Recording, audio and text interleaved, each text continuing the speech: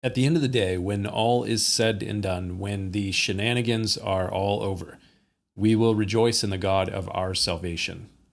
Get your coffee.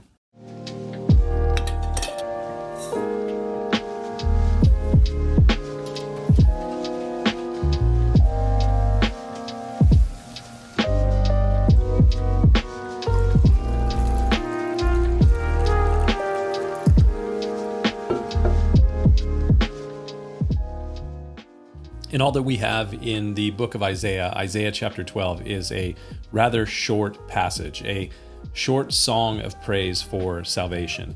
In English Bibles, it's only 6 verses. I used to give my students extra credit points if they would memorize and recite Isaiah chapter 12. And you can have extra credit points as well if you do the same. Anyway, I've been thinking a lot about this praise for salvation for a few weeks, especially because of a conversation I recently listened to between 2 men whom I very much respect.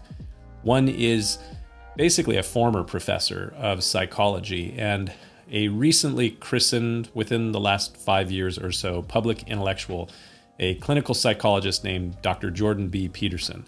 The other person in the conversation is a very well-known conservative radio talk show host named Dennis Prager. Dennis Prager is devoutly Jewish, and he is very well-read and quite well-studied as it relates to the Hebrew Scriptures. I would go so far as to say that he is rather expert in the topic of the Hebrew Scriptures. He, in the last several years, has been writing a series of commentaries on the first 5 books of the Bible. So far, only his Genesis and Exodus commentaries have been released, and I believe his commentary on Deuteronomy is scheduled for release shortly. It's probably before the end of this year.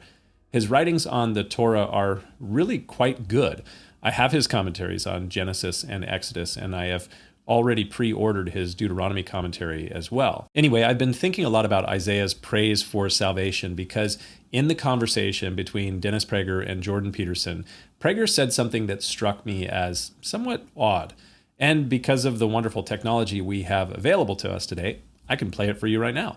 Is there a difference between Judaism and Christianity with regards to the degree to which the state is seen as the primary mode of redemption? And is that tangled up with the conflict in Israel? Well, there are a lot of issues that are entangled in one. First of all, you should know that salvation plays a minimal role in Judaism. And I know biblical Hebrew very well, and I cannot think of even the term salvation. Second, it seems to be more like the promised land. Well, Judaism is earthbound. There's a tremendous belief in the afterlife, but it plays minimal role in the Torah because as soon as you start focusing on the afterlife, the fear is that you won't focus on this life. And Judaism is extremely this life focused. Now, I don't discount entirely what Prager said just then. I also do not in the least doubt that Prager knows Judaism better than I do. But though he has a very good grasp on Judaism, I think that I have a relatively good grasp on the Bible, both Old and New Testaments as well. Salvation, he says, plays a minimal role in Judaism. He says, I know biblical Hebrew very well, and I cannot think of even the term salvation. And when I heard that, I thought to myself, really? Is that because it is the Hebrew word Yeshua, which is strikingly close to the name that would become Jesus? The same Yeshua, which is translated salvation some 61 times in the Hebrew Scriptures, 34 times in the Psalms alone. I'm just not sure how you get away with saying that salvation plays a minimal role in Judaism.